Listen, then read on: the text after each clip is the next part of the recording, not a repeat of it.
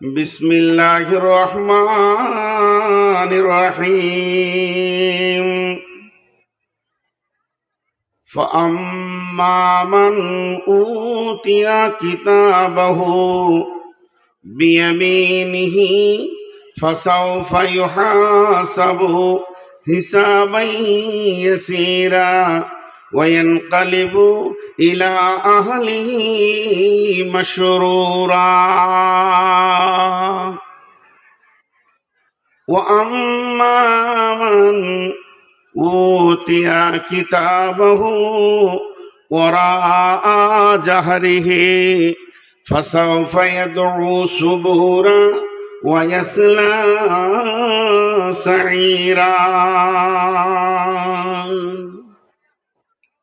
এইখানটা আপনাদের হাতগুলো ধরছি, মা বোনদের কে আল্লাহর হস্তে, আমার মা আজকের দিনের জন্য আপনারা আমার বেটি, আমি আপনাদের বাপ।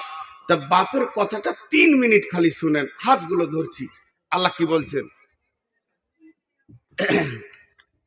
গলা বসে গেল চেঁচি দিয়ে, লস হয়ে গেল আমার জীবনে গলা বসে না। না, গরম জলে গলা বসবে, ঠান্ডা জলে গলা ছাড়ে না। আমার মনে কোনো বিকার হয় না। একটা গাধার জন্য কি গোটা দুনিয়া নষ্ট হবে? তো আল্লাহ তাবারাক ওয়া তাআলা কি বলছেন দেখেন, এটা হাত জোর করে শুনতে বলছি। তোকে হাই স্কুলে মাস্টার সার্টিফিকেট দিয়েছে, তোকে কলেজে দিয়েছে, তোকে ভোকেশনালে দিয়েছে, মেডিকেলে দিয়েছে, এলএলবিতে দিয়েছে, সব প্রতিচ্ছবি। ওইগুলো করতে হবে না বলছি না, ওগুলো দরকার। এই ডিগ্রিগুলো গরুর জন্য নয়, ছাগলের জন্য নয়, ভেড়ার জন্য আসে নাই। এমবিবিএস, মাধ্যমিক, এফআরসিএস, উচ্চ মাধ্যমিক, ডক্টরেট, এগুলো গরু, ছাগল, ভেড়া, গাধা, মহিষের জন্য আসেনি, মানুষের জন্যই এসেছে। তাহলে এই ডিগ্রিগুলো হাসিল করতে হবে। তো ওই ডিগ্রিটা হাসিল করে তুমি নিজেকে খুশি হয়ে যেও না।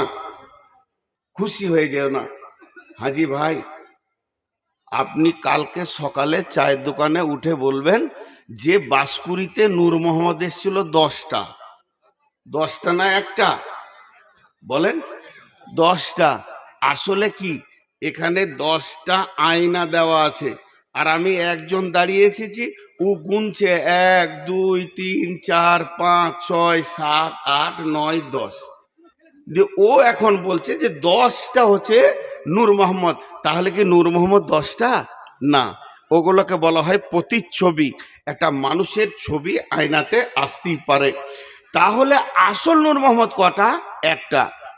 আল্লাহ তাবারাক ওয়া তাআলা বলছেন, পৃথিবীর বুকে যতগুলো তুমি ডিগ্রি হাসিল করেছো আর যতজন তোমাকে সার্টিফাই করেছে, তোমার হাতে সার্টিফিকেট দিয়েছে, এগুলো অরিজিনাল নয়, এগুলো তোমার প্রতিচ্ছবি।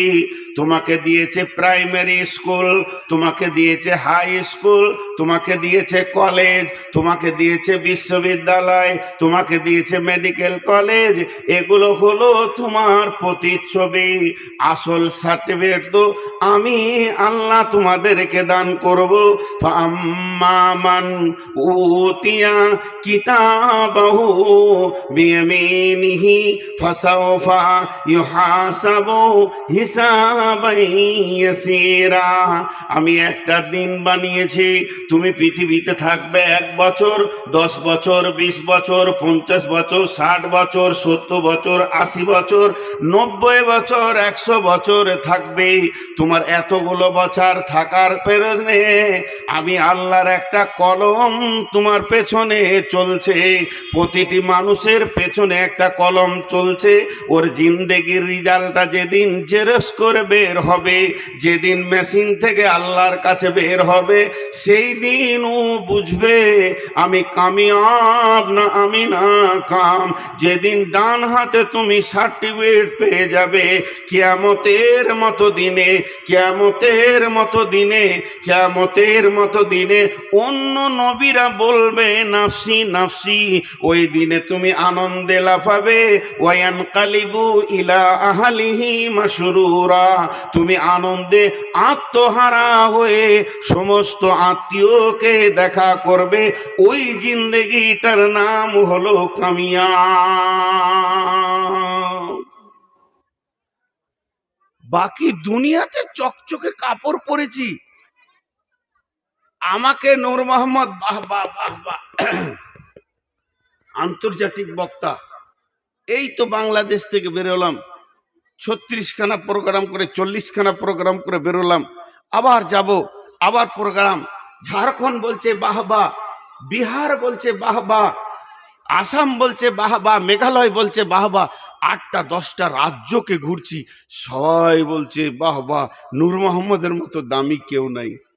কিন্তু যার হাতে আমার জান্নাতের চাবি, যার হাতে আমার জীবনের শেষ সুখ শান্তির রেজাল্ট, সে বলছে তুই কুত্তার থেকে খারাপ। সে আল্লাহ বলছে নূর মোহাম্মদ তোকে সবাই বলছে বাহ বাহ, আর আমি আল্লাহ তোকে বলছি তুই শুকর কুত্তার থেকেও খারাপ। এই জীবনের দাম আছে? কোনো দাম, কোনো দাম নাই। এর জন্য একজন উর্দু ভালো চিন্তাবিদ লোক বলেছেন, মশহুর হোনা আসান হ্যায় লেকিন মকবুল হোনা বড় শক্ত হ্যায়।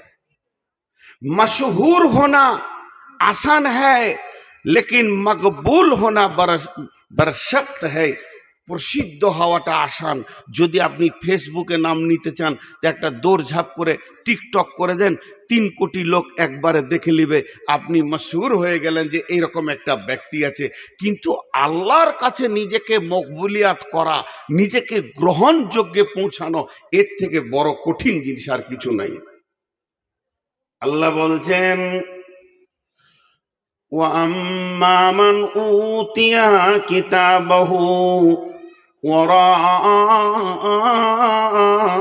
জাহরিহি, যার কিতাব, যার আমলনামা পেছন দিকে দেওয়া হবে এমনি করে, সেই আমলনামা ব্যক্তিটা যখনই দেখে নেবে আমি জাহান্নামের কাগজ পেয়ে গেছি, আমি আর জান্নাতে যাব না, তখন সঙ্গে সঙ্গে ওই ব্যক্তিটা করবে কি, ইয়াদউ সুবুরা ওয়া ইয়াসলা সাইরা। এখন মানুষ সব থেকে যেটা কাজ করে কি জানেন, বাঁচার চেষ্টা করে। একটা ব্যক্তি দেখান যে বাঁচার চেষ্টা করে না। রাত 12টায় পেটে ব্যথা উঠেছে, বেটা বুনিয়াদপুর নিচো, বুনিয়াদপুর নিয়ে যাওয়া হলো অ্যাম্বুলেন্সে, এখানে হবে না, শিলিগুড়ি চো। বাঁচার জন্য দৌড়ছে মানুষ, আর টাকা খরচা করছে। তাহলে মতকে কেউ কোনোদিন চায় না, কিন্তু সেই দিন আল্লাহ বলছেন যখন ওর বাম হাতে সার্টিফিকেট এসে যাবে, তখন ওই ব্যক্তিটা কি করবে, সুবুরা, করুণ কণ্ঠে ডাকবে, মত মত মত রে তুই একবার আই। এই বলে যখন ডাকবে ওয়াইসলা সাইরা, ও মতকে ডাকবে, মত আসবে না, ওর কাছে জাহান্নাম হাজির হবে। একটা ছেলে কুয়েত গেছে বেড়াতে, বেড়াতে নয় কাজে, যে অনেক ছেলে কাজে যায়, সৌদি যায়, কাতার যায়, কুয়েত যায়। নতুন নতুন গিয়ে ও হোটেলে ভাত খেতে বসেছে কুয়েতে, দিয়ে বলছে লবণ দেন। আমরা যদি হোটেলে ভাত খেতে বসি, নুন কম লাগলে কি চাই, কি বলি, লবণ। ও ভাই ওই লবণ লবণ, ওই হোটেলে যারা কাজ করে ওই ওই লবণ। তো ও চেয়েছে লবণ, আর ওকে দিয়েছে 1 গ্লাস দুধ, দিয়ে হাত ধুয়ে খেয়ে এসে বাইরে হাত মুছে আর বলছে কুয়েত কত ভালো রে, নুন চাইছি তো দুধ দিছে। আসলে বাংলাতে নুনকে বলে লবণ, আর আরবিতে দুধকে বলে লবণ। ই চেয়েছে লবণ, লবণ দে মানে নুন দাও, ই বাংলা ভাষী, আর যে শুনছে সে আরবি ভাষী। লবণ মানে দুধ, ফ্রিজ থেকে 1 গ্লাস দুধ নামিয়ে দিয়েছে। ও জানে যে দুধ খাবে, হয়তো ভাতে দুধ খাওয়া অভ্যাস আছে, তো দুধ দিয়ে দিয়েছে। তো চেয়েছে নুন, পেয়েছে দুধ। ঠিক কোরআনে আয়াত বলছে, ও চাবে মত, আসবে জাহান্নাম। 1000 মত চাইলে আসবে না। তাও মতটা চাইছে কেন? মতটা চাইছে কেন? ওর একটা জিনিস জানা আছে, ওর একটা জিনিস মেজারমেন্ট করা আছে। পৃথিবীতে আমি ছিলাম, মা বাপ ভাই বোন স্ত্রী কন্যা নাতি পোতা বেটা বউ, জমি জায়গা ঘর বাড়ি পুকুর বাগানের মধ্যখানে। আর আমাকে মত যখন এলো, ওই জায়গা থেকে তুলে আর এক জায়গায় করে দিয়েছে। তাহলে মত এমন একটা গাড়ির নাম, মত এমন একটা জিনিসের নাম, সে এক জায়গা থেকে মানুষকে আর এক জায়গায় করে দেয়। তো এখন আমি জাহান্নামের সার্টিফিকেট পেয়ে গেছি। জাহান্নাম সামনে একদম বাঘের গর্জনে চলে আসছে।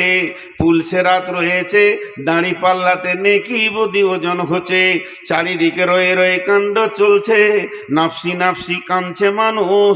আজকে যদি একবার মত আসে যে এই জায়গা থেকে অন্য জায়গায় করে দেবে, কিন্তু তুমি জানো না বন্ধু, আর মত আসবে না। মত কোনো দিন তোমাকে আর ছুবে না।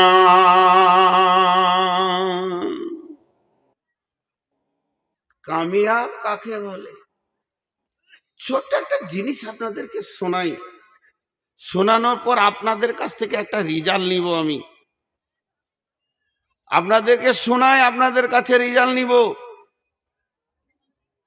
শোনানো কি? কোরআনের আয়াত শুরু হলো গারে হিরাতে, ইকরা বিস্মি রব্বিকাল্লাযী খলাক। আমার সঙ্গে কথা বলেন। কোরআনের আয়াত শুরু হলো কোথা? মক্কা গারে হিরাতে। কি শুরু হলো? ইকরা বিস্মি রব্বিকাল্লাযী খলাক। আপনারা আমার সঙ্গে কথা বলেন। মা বোনেরা খুব ধৈর্য ধরেছেন, মুখ বন্ধ করে থাকেন। আল্লাহ নিশ্চয়ই আমাদেরকে, আমি শ্রোতা বক্তা, আপনারা শ্রোতা বক্তা উভয়কে আল্লাহ হেদায়েত দান করুন, আল্লাহুম্মা আমিন। কারণ আমি মানুষের ঊর্ধ্বে নয়, মানুষের ভিতরে। আর মানুষের যতগুলো গুণ আছে আমার ভিতরে অতগুলো আছে। আজকে এটা একটা মাসওয়ারা সাপেক্ষ, আলোচনা সাপেক্ষ আমাকে চেয়ার দেওয়া হয়েছে, তাই চেয়ারে বসেছি। আমি স্টেজে চেয়ারে উপরে আছি, আপনারা স্টেজের নিচে তিরপলে মুসল্লার উপরে নিচে বসে আছেন। দাম আপনাদের বেশি না আমার বেশি? জি না। দাঁড়ির দুটো পাল্লা, যেটাতে মাল থাকে সেটা নিচে থাকে না উপরে থাকে? নিচে থাকে। মাল আপনাদের বেশি আছে, আমার নাই, ফাঁকা মাল। এই জন্য আমি ওপরে আছি। এই সামান্য একটু মুখস্থ বিদ্যা দুটো আপনাদের সামনে বলছি। আমার যদি জ্ঞান থাকতো তো আমিই তো নিচে থাকতাম। উপরে বসলেই যদি সে দামি হয়, তো বাঁদর তো অনেক উপরে থাকে। তোকে কলেজের প্রফেসর করবেন তো করা যাবে না, তো সে আমাকে বাঁদরই ধরেন আপনারা একটা। তো আমি যে কথা আপনাদেরকে এখন মুখস্থ বিদ্যা বলছি, একটু হালকা করে শুনেন। তাহলে কোরআন শুরু হলো কোথা? গারে হিরাতে। এত বড় দামি কিতাব, পৃথিবীর এর কোনো এর মূল্য দেওয়ার পৃথিবীতে কারো ক্ষমতা নেই। এটা শুরু হলো কোথা? গারে হিরাতে। মুখ খুলে না খালি, বাংলাদেশের লোক খুব মুখ খুলে, ইন্ডিয়ার লোক খুলে না। জি, আবার ঝগড়া লাগলে তখন গলার ফাঁড় বার করবে, আর এমনি ভালো কথায় একটা উত্তর দেওয়ার ক্ষমতা নেই। জি, তো গারে হিরাতে শেষ হলো কোথা? কোরআনের শেষ আয়াতটা নাজিল হলো কোথা? আরাফাতের ময়দানে। এটার মধ্যে আবার মতান্তর আছে, তাও বলে দিছি। আলিয়াউমা আকমালতু লাকুম দীনাকুম ওয়া আতমামতু আলাইকুম নি'মাতি ওয়া রাদিতু লাকুমুল ইসলামা দীনা। এই আয়াতটা শেষ আয়াত। কেউ বলে না এরপরও আয়াত নাজিল হয়েছে। যাই হোক, তো কোরআন শেষ হয়ে গেছে। কোরআন একদিন শুরু হয়েছে, কোরআন একদিন নাজিল শেষ হয়ে গেছে। আপনারা আমার সঙ্গে কথা বললে আমি বুঝতে পারবো যে আপনারা বুঝছেন। আর কোরআনের নতুন দ্বিতীয় কোনো আয়াত নাজিল হবে না, বাস এটা বুঝে এসছে। নবীজি যেদিন থেকে আমাদের দিনের রাস্তা দেখাবেন দিয়ে মুখ খুলতে শুরু করেছেন, সেই দিন থেকে হাদিস শুরু হয়েছে। আর রাসূলুল্লাহ সাল্লাল্লাহু আলাইহি ওয়াসাল্লাম যেদিন আজরাইল নিয়ে চলে গেলেন, হাদিস বন্ধ হয়ে গেল। আর নবী আসবে না, আর নতুন কোনো হাদিস হবে না। তবে যে হাদিসগুলো আসছে এগুলো নতুন নয়, আমাদের কাছ থেকে হারিয়ে গেছিল, বড় বড় জায়গায় জমা ছিল, এখনকার বড় বড় রিসার্চে সেগুলো বেরোচ্ছে। নতুন হাদিস নয়, যেহেতু নবী আর নাই তো নতুন হাদিস হবে কি করে? তাহলে আল্লাহ থেকে যে দুটো ধারা, যে দুটো ঝর্ণা, যে দুটো দামি জিনিস আসছিল আল্লাহর তরফ থেকে, একটা হলো রসুলের হাদিস, একটা কালাম পাক, দুটা খতম হয়ে গেছে, খতম হয়ে গেছে, খতম হয়ে গেছে, আর আসবে না। কিন্তু আল্লাহর তরফ থেকে সেই 1450 বছর আগে চালু হয়েছে একটা, সেটা এখনো চলছে। এইটা বন্ধ হবে কখন? যখন পশ্চিম দিকে সূর্য উঠবে তখন বন্ধ হবে, তার আগে হবে না। সেটা কি বলেন তো? একটা চালু আছে, এখনো এখনো বন্ধ নেই। রসুল চলে গেছেন তাও বন্ধ নেই, আছে।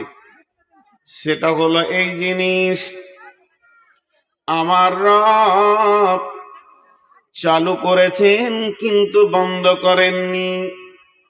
প্রতিদিন আমার রব তার কোনো একটা গোলামকে দিয়ে বিশ্বের গোলামকে কামিয়াবি, সফলতার ডাক দেন প্রতিদিন 10 বার। হাইয়া আলাল ফালাহ, হাইয়া আলাল ফালাহ। ফজরে 2 বার, জোহরে 2 বার, আসরে 2 বার, মাগরিবে 2 বার, এশাতে 2 বার। আমার রব বলে, ও আমার গোলামের দল, বান্দারে বান্দিরে, তোরা সফলতার দিকে আয়, ডান হাতে সার্টিফিকেট নিবি তো আয়, এমন একটা রাস্তায় আয়, অসফলের দিকে তোরা যাবি না। কোনোদিন তোদেরকে অসফলে যেন দেখতে না পায়, সফলতার দিকে তোরা আয়। প্রতিদিন ডাকা হয়, হয় কি হয় না? জি ভাই, একবার মুখ খুলেন, হয় কি হয় না? কজনা যায় সফলতার দিকে? আহা, আমি অধম, এই গুনাহগার, আমি একজন নাচায়েজ গাধা, আমি সফলতার বাইরে রয়েছি মনে হচ্ছে। তবে নামাজের কাতারে কোনো রকম দাঁড়াতে পারি, আল্লাহ তৌফিক দিয়েছেন। কিন্তু জেনে নেন, আল্লাহ 10 বার প্রতিদিন ডাকছে, সফলতা লিবিতে আয়। কিন্তু আমাদের অভ্যাস খারাপ। হাসবেন না, হাসার জন্য বলিনি। আমি কোনো বক্তব্য মানুষকে কৌতূহল দিয়ে কিলকিল করে হাসানোর জন্য রাখি না। আফসোস করে বলছি, গায়ের বাঁটে দুধ রেখেছে আল্লাহ, বালতি নিয়ে ষাঁড়ের কাছে গেলে দুধ পাওয়া যাবে না, মুতে দেবে 1 বালতি। তো ওই রকম সফলতা রয়েছে মসজিদের ভিতরে, আর আমরা সফলতা খুঁজছি পার্টি অফিসের ভিতরে। লাত আর লুচ্চা মার ছাড়া এ জাতির কিছু থাকবে না। সফলতার দরজা আমরা ছেড়ে দিয়েছি, একজনা নাই। আল্লাহ ডাকছে, আমি ডাকলে আমাকে ছেড়ে দেন, যে ও নূর মোহাম্মদের কথা শুনবো না। ইনি ডাকছে, ইনার কথা ছেড়ে দেন, ওর কথা শুনবো না। আপনাদের ইমাম ডাকছে, তার কথা ছেড়ে দেন, ওর কথা শুনবো না। কোনো মাস্টার ডাক্তার ডাকছে, হ্যাঁ তোর কথা শুনলাম না। কিন্তু স্বয়ং আল্লাহ ডাকছে। একটা শুধু আপনাদেরকে রূপকথা বলছি মাথাতে ছবি আনার জন্যে।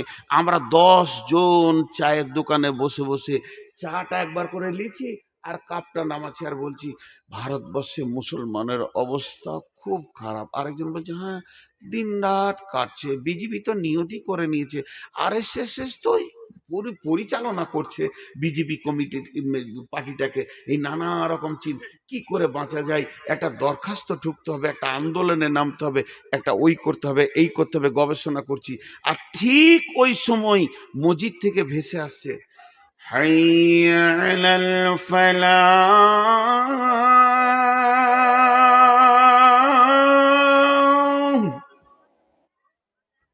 আল্লাহ বলছে, দোকানের খরিদ্দারের দল, তোরা দু চোখে খালি সর্ষে ফুল দেখছিস আর অশান্তির বিজলি দেখছিস, আর সারা পৃথিবীটা আমি এক আঙুলে কন্ট্রোল করে দেব।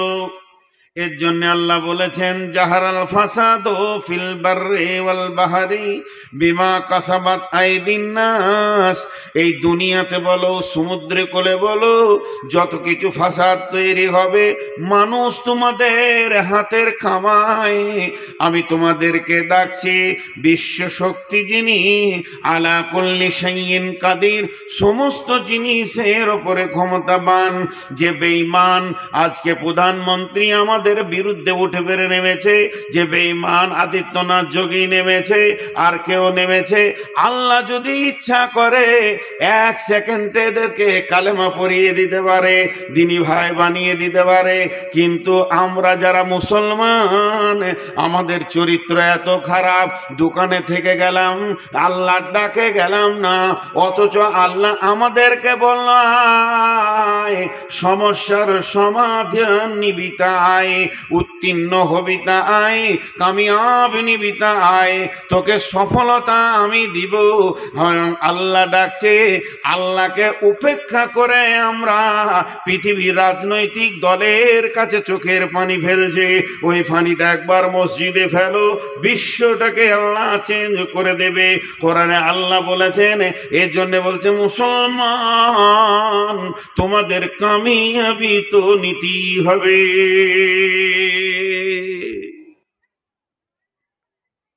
মাঝে একটা কথা বলবো, সবাইকে হাত দুটা ধরে বলছি, আল্লাহর রাস্তায় কেউ আমার বাপের বয়সে যদি আছেন তো সে বাপ, ভাইয়ের বয়সে, কেউ ছেলের বয়সে, আমার কথা আপনারা বুঝতে পারছেন? আমার উদ্দেশ্যটা আগে বুঝতে হবে, আমি কি বলতে চাইছি, বুঝতে পারছেন? আজকে আমরা কোন জায়গায় আছি? এবার একটা কথা উদাহরণ দিচ্ছি। আমি একটু টেরা করে বসেছি, হুজুর আবার আমার পেছনে পড়ে গেছে, লজ্জাও লাগছে ওর করে। না, আমার এটা লক্ষ্যটা দেখতে একসঙ্গে না, পানি আর লাগবে না।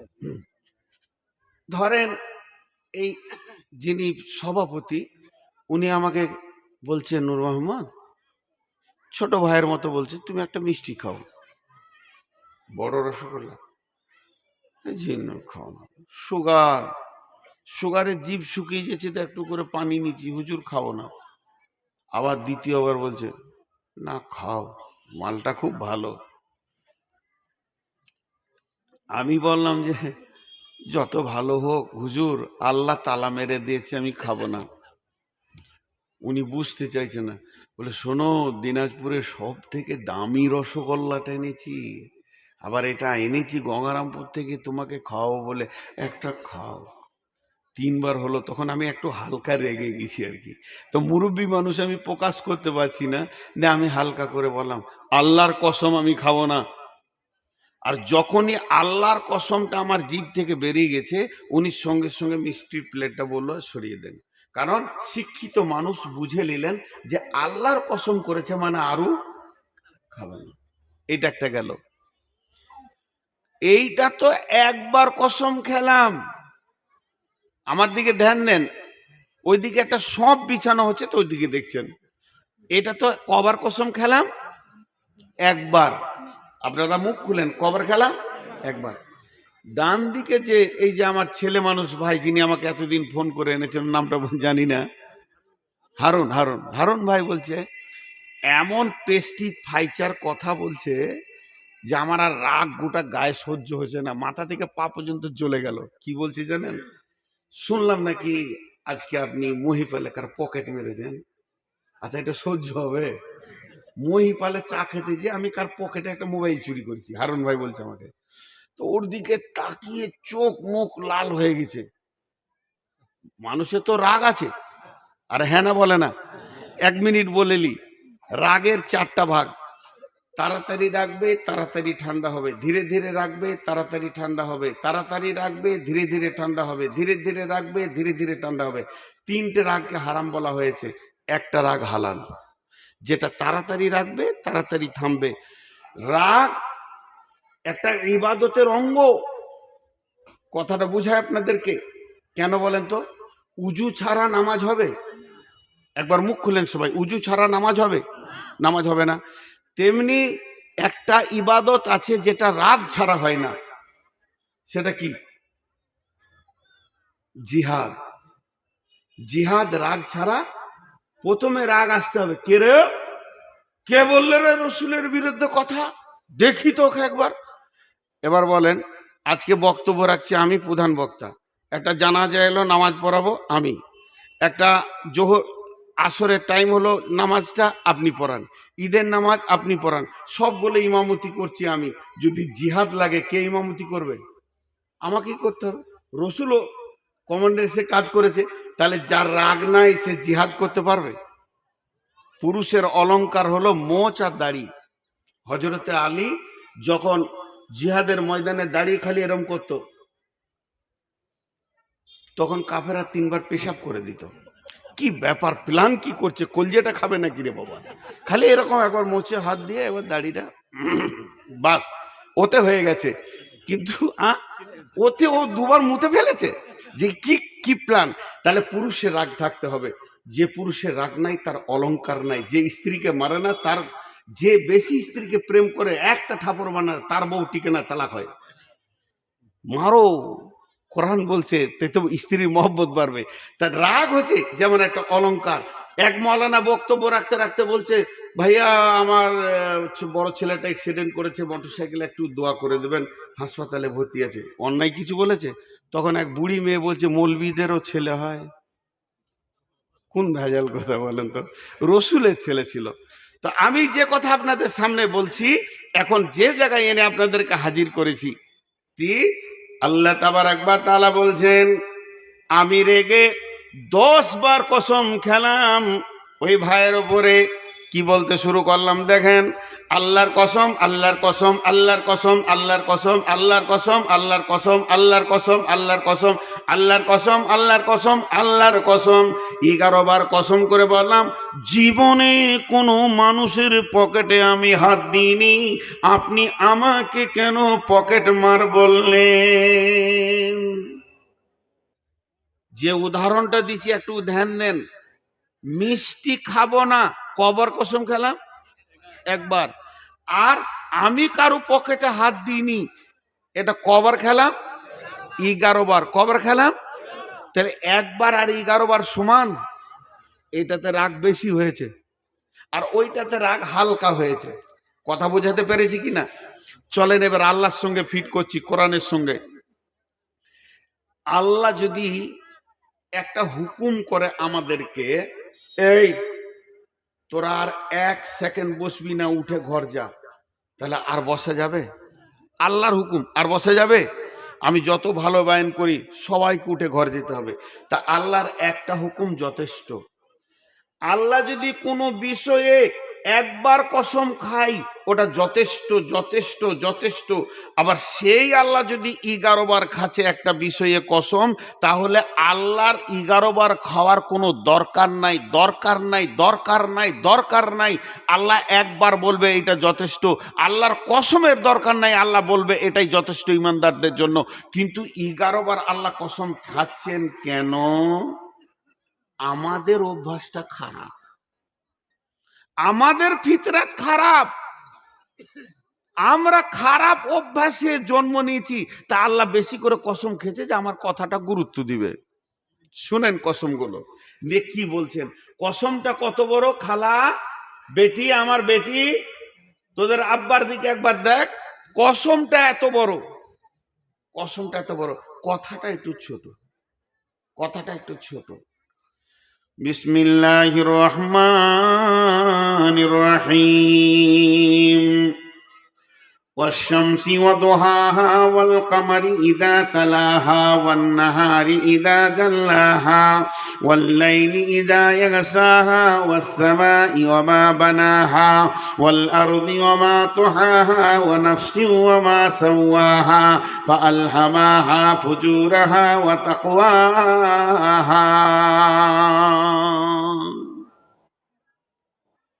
বন্ধুরে আমার, ও আমার মা, ওরে আমার বোন, আল্লাহ একবার নয়, দুবার নয়, 11টি কসম খেলেন।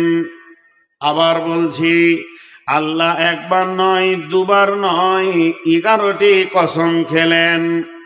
আবার বলছি, আল্লাহ একবার নয় দুবার নয়, আমাদেরকে আমাদের মতো বোঝানোর জন্যে 11টি কসম খেলেন। 11টা কসম করার পর ছোট্ট মতো একটি কথা বলছেন, কাদ আফলাহা মান যাক্কাহা ওয়া কাদ খাবা মান দাসসাহা। তাহলে এই কথা দুটি কত গুরুত্ব। আল্লাহ 11 বার কসম করার পরে কথাটা বলছেন, তাহলে আমাদেরকে ওই রকম হৃদয়ে ভরা গুরুত্ব দিয়ে শুনতে হবে। বিসমিল্লাহির রহমানির রহিম। আর একবার কসম গলা শোনায়, ওরে আমার বোন রে, ওরে আমার বেটি রে, ওরে আমার সোনা মানিক মায়ের দল, আল্লাহর কসমগুলোর দিকে একবার গুরুত্ব দেন। কি বলছেন? আশ-শামসি ওয়া দুহাহা ওয়াল কামারি ইযা তালাহা ওয়ান নাহারি ইযা জাল্লাহা ওয়াল লাইলি ইযা ইয়াগশাহা ওয়াস সামাই ওয়া মা বানাহা ওয়াল আরদি ওয়া মা তুহাহা ওয়া নাফসিন ওয়া মা সাওয়াহা ফাআলহামাহা ফুজুরাহা ওয়া তাকওয়াহা قد أفلح من زكاها وقد خاب من دساها। আমি হাতে ধরে বলছি রে বেটি, আল্লাহ ছোট্ট দুটি কথা বলার জন্যে 11টি কসম দিয়ে বলছেন। قد أفلح من زكاها। সেই কিয়ামতের দিনে বেঁচে যাবে ওরা যারা পবিত্র আছে, যার গায়ে ময়লা নাই। ওয়াকাদ খাবা মান দাসসাহা। আর কিয়ামতের দিনে ফেঁসে যাবে ওরা যাদের গায়ে ময়লা আছে, যারা নাপাক আছে। আর যারা পাক আছে এরা কিয়ামতের দিনে বেঁচে যাবে, আর নাপাক লোকগুলি কিয়ামতের দিনে ফেঁসে যাবে। হায় আল্লাহ! মা, আল্লাহ কি বললেন? 11টা কসম যে শেষকালে বলছে, তোদের মধ্যে যে পবিত্র আছিস ও বেঁচে যাবি কিয়ামতের মাঠে, আর তোদের মধ্যে যে নাপাক আছিস ও ফেঁসে যাবি। জালসা শেষ, উঠে বাড়ি চলে যান। আর একটা কথা হবে না। কেন? এবার চলে যান সাবান নিয়ে গোসলে লেগে যান, কারণ পাক হতে হবে। আল্লাহ বলেছে যে পাক সে বেঁচে যাবে। মা বোনেরা গোসলখানায় ঢুকে যাবে, আপনারা সব নদীর ধারে পুকুরে চলে যাবেন। আর কুচলে কুচলে ময়লাকে মাথা থেকে পা পর্যন্ত সমস্ত ময়লা তুলে পরিষ্কার পরিচ্ছন্ন কাপড় কেচে আয়রন করে রেডি থাকবেন, কিয়ামতের দিন বেঁচে যাবে। এই মোবাইলের লাইট বন্ধ করো বাপ, আমি ওটা নিতে পারি না, আমার চোখের দোষ আছে। পৃথিবী এমন একটা জায়গা, এটা আমি বলিনি, আল্লাহ বলছেন, বেটি বসরে মা আর ঘুরিস না। এইগুলোই তো সহ্য করতে পারছি না, তোরা ছেলে মানুষ, এত ঘোরাঘুরি করিস না। 1 মিনিট শোন। আর এই এলাকা তোবা করে যাব। একবার উদয়পুরে মার খেয়ে গেছি, জীবনে ভুলবো না, জীবনে ভুলবো না। এই এলাকাতে আসলেই এই ঘটনা ঘটছে। তবে এখানকার কমিটি সর্বোচ্চ ভালো মানুষের কাছে এসেছি জালসা করতে, ওই জন্য জালসা করছি। আরো কিছু ঘটে গেলে আমার বাইন চলবে। এত ভালো কমিটি আমি পাইনি, আমার লাইফে পাইনি। লাইফে বললাম, লাইফে 23 বছর চালাচ্ছি জালসা। এত আদো বলা, এত ব্যবহার ভালো। আমাকে ঘুরিয়ে লজ্জা লাগছে, মুরব্বী মানুষ আমাকে ভাত খোয়াইছে, কেমন লাগে বলো তো? তো এবার এখানে একটা জিনিস আমরা বুঝলাম, কিয়ামতের দিনে বেঁচে যাবে ওই যে পবিত্র আছে, এই পর্যন্ত জমা রাখেন। ফেঁসে যাবে ওই যে নাপাক আছে। বাঁচা আর ফাঁসাটা কেমন, এটা একটু দেখাবো আপনাদেরকে। ধরেন আল্লাহ কালাম পাকে সূরা গাসিয়ায় বলছেন, বিসমিল্লাহির রহমানির রহিম, ইন্না ইলাইনা ইয়াবাহুম সুম্মা ইন্না আলাইনা হিসাবাহুম। খুব মন দিয়ে শুনবেন, 5 মিনিট শুনেন, তাহলে আসল তথ্যটা পেয়ে যাবেন। ইন্না ইলাইনা ইয়াবাহুম সুম্মা ইন্না আলাইনা হিসাবাহুম। তার মানে আল্লাহ বলছে আমার কাছে আসতেই হবে। কোনো বাইপাস রাস্তা আছে আল্লাহকে? একবার বলেন, একজন উঠে বলেন যে আল্লাহ যেখানে বসে আছে ওই দিয়ে বাদ দিয়ে পেছন দিয়ে ঘুরে চলে যাব জান্নাতে। আল্লাহ রসুল বলছেন আলকামা বিন হারিসকে, আলকামা বিন হারিস এই ভব মেলাটা যেদিন শেষ হবে আর যার সামনে তোমাকে দাঁড় করানো হবে সে তোমার আগে পিছে সব খবর জানে, কোনো উকিল লাগে সাক্ষী লাগবে না, তার সামনে তোমাকে দাঁড়াতে হবে, তাকে তুমি ভয় করো।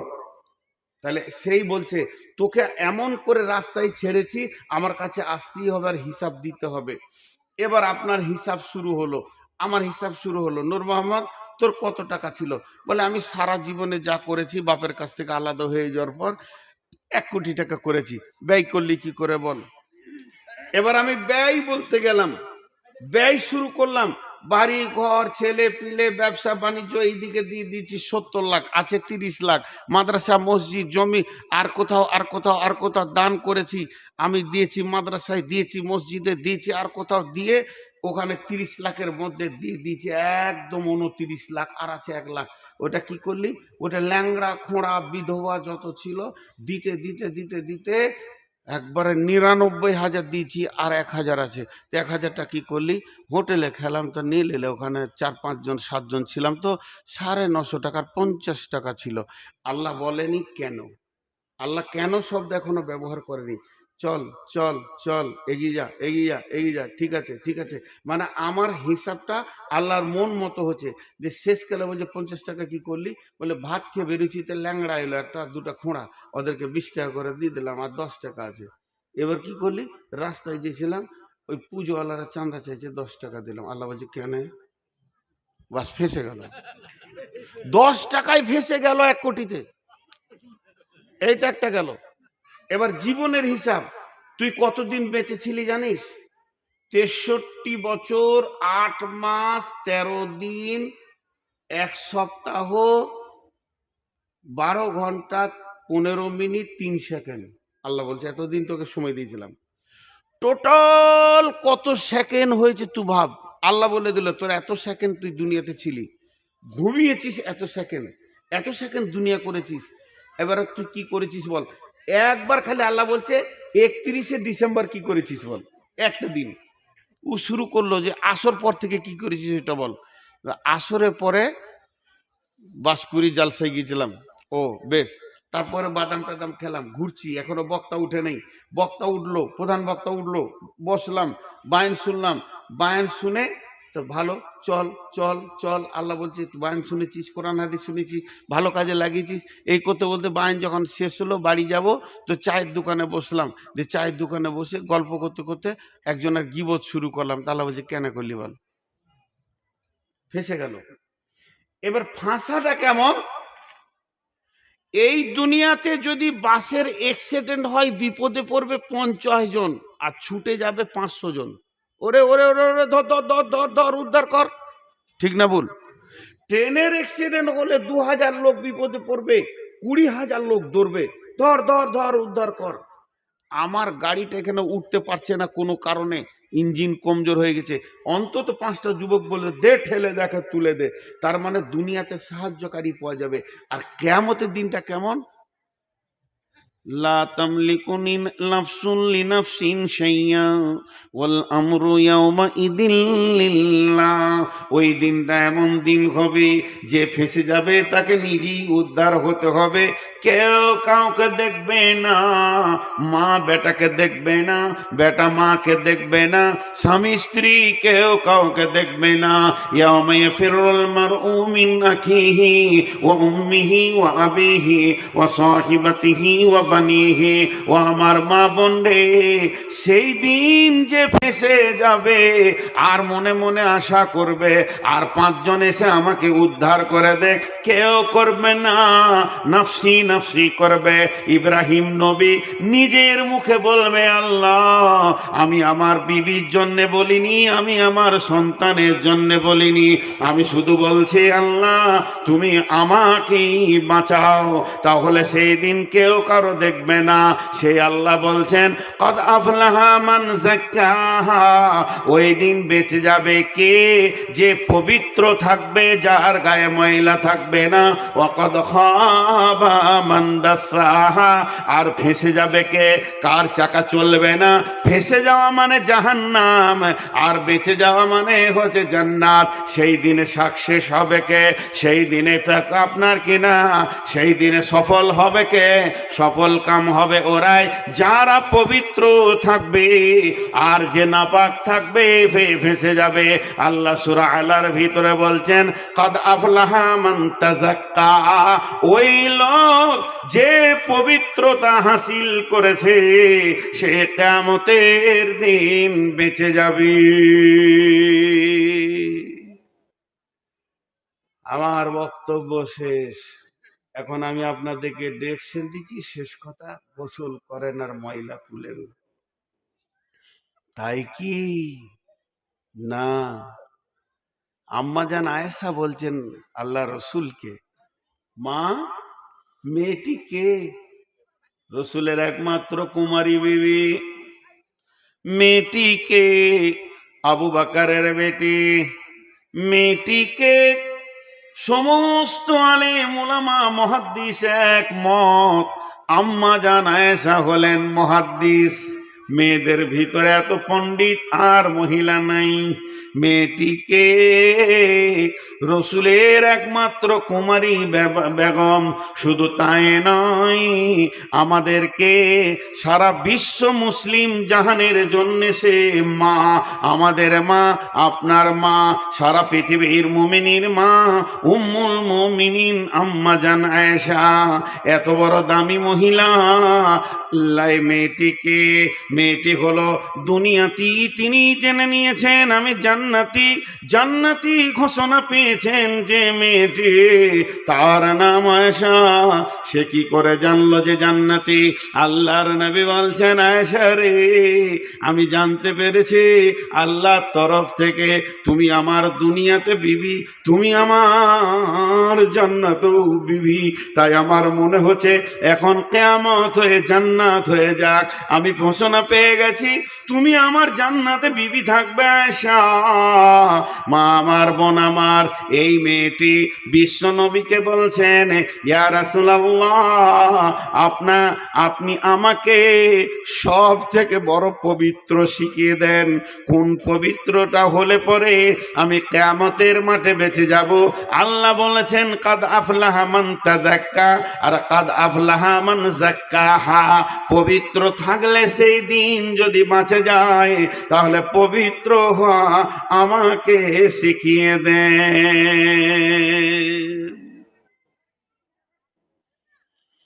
ইয়া রাসূলুল্লাহ, আমাকে পবিত্র হওয়া শিখিয়ে দেন। তো নবীজি কি বলছেন আম্মাজান আয়েশাকে? শুনেন, রসুলের কথাটা শুনবেন তবেই তো কমপ্লিট। আম্মাজান আয়েশার কথাটা তো প্রশ্ন, আমাকে পবিত্র হওয়া শিখিয়ে দেন। নবীজি বলছেন আয়েশা, সব থেকে বড় পবিত্র হলো হালাল খাওয়া। একটা দানা যেন হারাম না ঢুকে, এর থেকে বড় পবিত্র আর কিছু নাই। মা বোন, মেয়েদের জন্য এটা আসান। একজন মুফাসসির বলেছেন কোনো মেয়ে হারাম খায় না, কিন্তু এখন হারাম হয়ে যাচ্ছে, কারণ ইনকামের দায়িত্ব তো পুরুষের। হারাম যদি ঘরে ঢুকে তো পুরুষের মাধ্যমে ঢুকবে, মেয়েদের মাধ্যমে ঢুকবে না, চিন্তা করলেন। কিন্তু মেয়েরা এখন গ্রুপ করছে, ব্রাকে চলে গেছে, নানা রকম সুদের বিজনেসে নেমে গেছে বলে হারামখোর। তাছাড়া মেয়েরা হারামখোর নয়।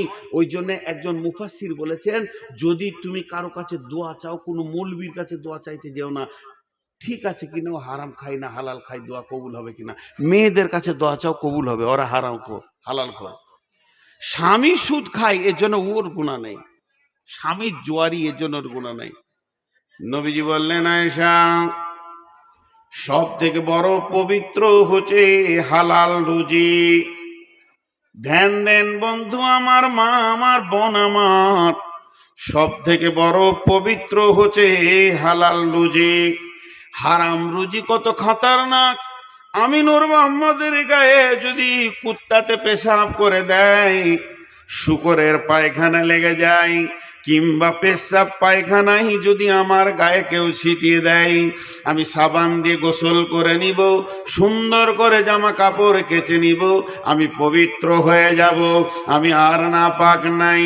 কিংবা স্বামী স্ত্রী মিলন ঘটে গেছে, মেয়েদের মেন্স হয়ে গেছে, ফরজ গোসল করে নাও, তুমি পবিত্র হয়ে গেলে, তোমাকে আর কেউ নাপাক বলবে না।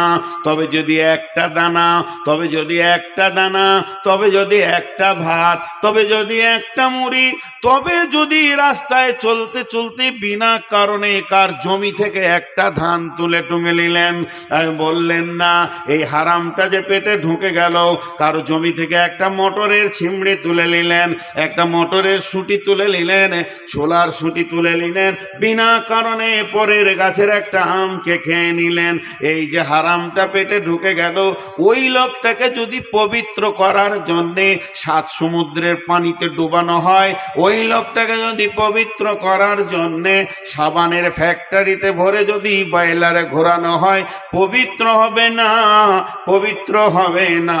ওর পবিত্র করার জন্যে কোনো পানি লাগবে না, পবিত্রের একটা জায়গা আছে, ওকে পবিত্র করা যাবে, সেটা হচ্ছে আল্লাহর জাহান্নামের আগুন। সোনার ভিতরে খাদ ঢুকে গেছে, সোনাকে কষ্টি পাথর দিয়ে ঘষেন, সোনাকে আপনার রিঠে দিয়ে ঘষেন, সোনাকে সাবান দেন, সার্ফ দেন, আরো চকচক হবে, কিন্তু খাদ বের হবে না। খাদ বের করতে গেলে আগুনে এসিডে পুড়িয়ে খাদ বের করতে হবে। ওই হারামখোরকে পবিত্র করতে গেলে সে যদি নামাজি হয়, পরেজগার হয়, তাহাজ্জুদ পড়ে, লোকের জমি থেকে ছিঁড়ে মাল খেয়ে নিয়েছে, লোকের পুকুরে ছিপ দিয়ে মাছ তুলে খেয়ে নিয়েছে, এই হারামখোরকে পবিত্র করার একটাই জায়গা আছে, সেই জায়গাটা নাম হচ্ছে আল্লাহর জাহান্নামের আগুন। আল্লাহর জাহান্নামের আগুন ওকে পবিত্র করবে। আল্লাহ আফসোস করেছে। ভাবিয়েন না যে আমি কাউকে সামনে রেখে কথা বলছি, এই বায়ানটা এমনই, এই কথা কটা আসতো, ঝামেলাটা হয়েছে বলি নয়, এই কথা কটা আসতো, আগে বলে নিছি। নরমাল যদি বায়ান হতো তো কথা কটা আসতো, আমি বলতে বাধ্য, সামনে আর একটা আয়াতকে বুঝাতে গেলে ওই কথাগুলো বলতে হবে। আল্লাহ আবার 4টা কসম খেয়েছেন। আল্লাহর কসমগুলো গুরুত্ব দেন। কি কসম খেয়েছেন? এখানে আলেম ওলামা আছেন, বুঝে নেবেন। বিসমিল্লাহির রহমানির রহিম। ওয়াল ফাজরি ওয়ালা ইয়ালিন আশরি ওয়াস সাফি ওয়াল ওয়াতরি ওয়াল লাইলি ইযা ইয়াসরি। মা বোন, আপনারা যদি আজকে 2 মিনিট কথা না বলেন তো হবে না। তাই হয়, কতদিন পর দেখা পেয়েছি। ওয়াল ফাজরি ওয়ালা ইয়ালিন আশরি ওয়াস শাফি ওয়াল ওয়াতরি ওয়াল লাইলি ইযা ইয়াসরি ইয়াসরি হাল ফি যালিকা কাসামুল লিযি হিজরি। আহা, আমার ইমান কম বলি এখনো চেয়ারে বসে আছি, আমি বেঈমান বসে আছি চেয়ারে, মুনাফিকের হালাতে বসে আছি। যদি সাহাবীদের মতো কারো ইমান থাকতো তো বেহুশ হয়ে যেত এই কথা কটায়। আল্লাহ কি বলছেন আফসোস করে। কেন এটা উদাহরণ দিছি, উদাহরণটা মন দিয়ে শুনবেন। আল্লাহ 4টা কসম খেয়ে বলছে, হাল ফি যালিকা, হাল ফি যালিকা কাসামুল লিযি হিজর। এটা কি জ্ঞানী ব্যক্তিদের জন্য কসম নয়? জ্ঞানী ব্যক্তিদের জন্য আমার কসম করলে কি কোনো মূল্য নেই? এবার আমি উদাহরণটা দিচ্ছি, আবার হাতে পায়ে ধরে নিচ্ছি, মাইন্ড করবেন না। নরমাল যদি সভাটা থাকতো এই উদাহরণটা দিতাম। এখানে একটা ঝামেলা শুরু হয়ে গেল, ওই চই লাফাচ্ছে। যে মূর্খ তো গাধা লাফাবি, মূর্খ ছাড়া এই লাফানি ওর দ্বারা কেউ সম্ভব নয়।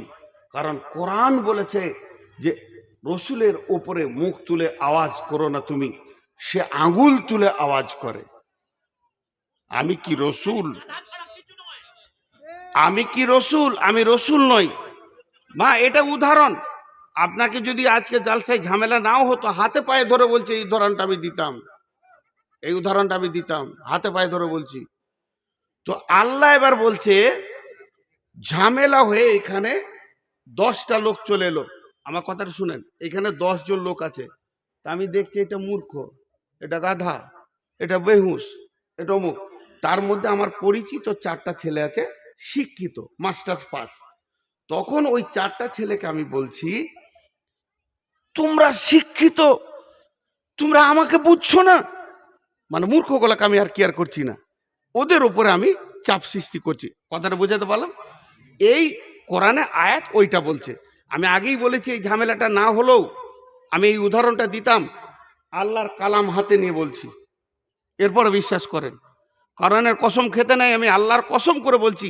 এই স্ট্রাকচারে যে বক্তব্যটা আছে আমার বাংলাদেশে দিয়েছি, ডাউনলোড করে দেখবেন। এই ঝগড়ার উদাহরণটা আমার দেওয়া আছে। ও মূর্খ আবার চেঁচাচ্ছে, এবার আমি কি করব? তো এখন যে কথাটা বলছি, এখানে আমার 100 লোক থাকার পরও আমি চাপ সৃষ্টি করলাম কাকে? কথাটা বলেন, চাপ সৃষ্টি করছি কাকে? শিক্ষিতকে। আমার কথাটা বুঝেন।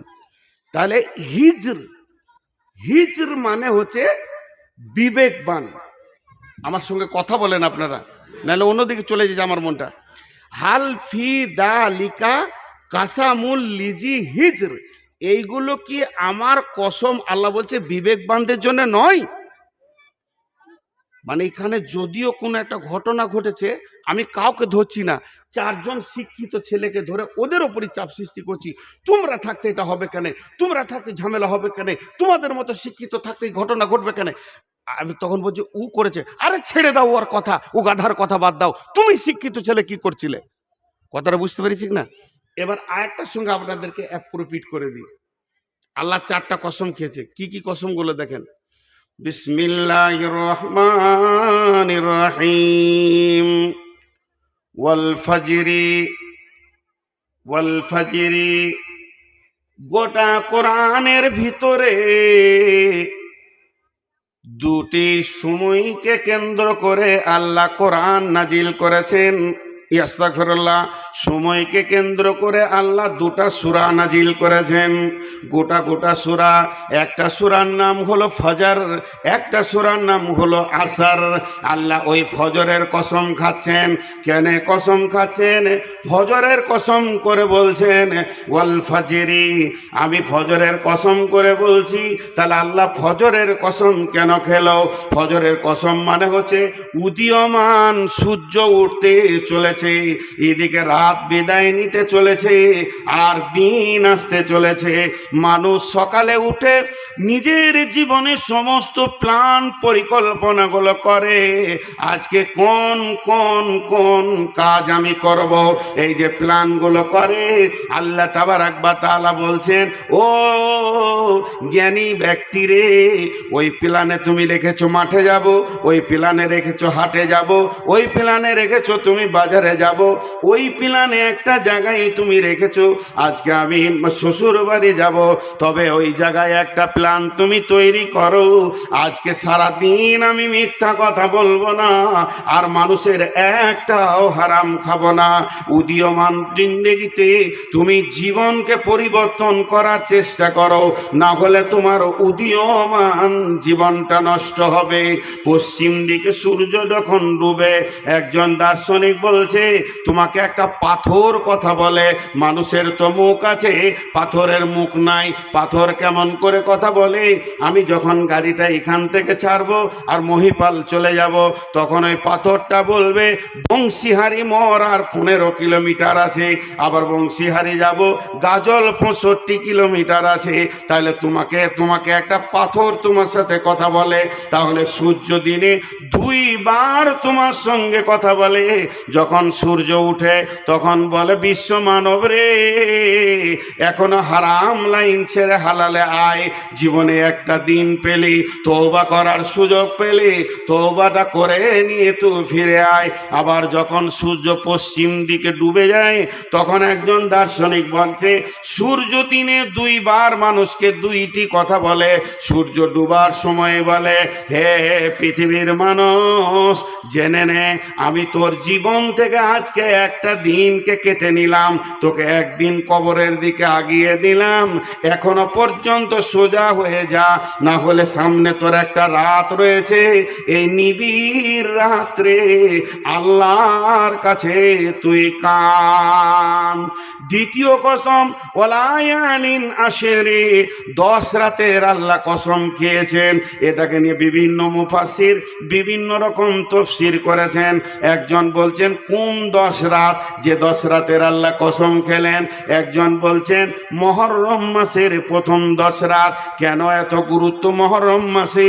বলে এটা আরবির প্রথম মাস, এখান থেকেই মানুষের জীবনের গণনা শুরু। আর পদ্ধতি আদমকে বানানো হয়েছে মুহররম মাসে, পৃথিবী বানানো হয়েছে মুহররম মাসে, আদমকে দুনিয়াতে ফেলা হয়েছে মুহররম মাসে, আদমকে দুনিয়া থেকে নেওয়া হয়েছে মুহররম মাসে, আর কিয়ামত হবে মুহররম মাসে। আর ওই হিসাবটা তো লাগবে সেই কিয়ামতের দিন। অতএব তুমি পবিত্র এখনো হয়ে যাও।